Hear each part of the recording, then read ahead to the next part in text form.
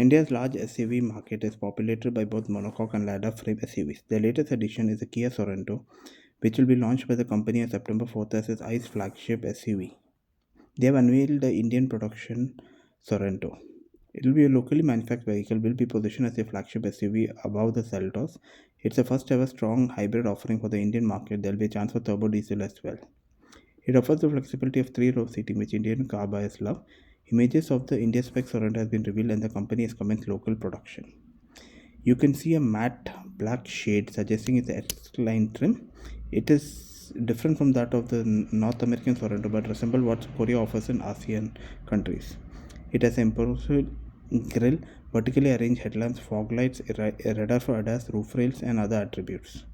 At the side, you get round wheel arches, large wheels with dual-tone theme, chrome surround for the window area, silver garnishes on fenders and doors, and more.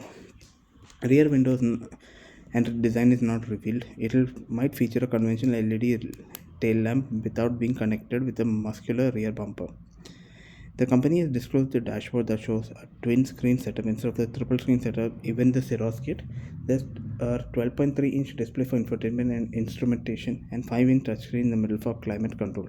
It is missing.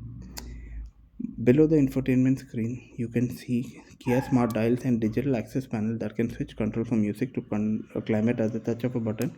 You can see a layered dashboard with black on top and beige below, a tried and tested combination. The clusters are infused with AI magic featuring generative AI capabilities. Kia Sorento will be the company's first hybrid vehicle. It will be the segment's only hybrid SUV too.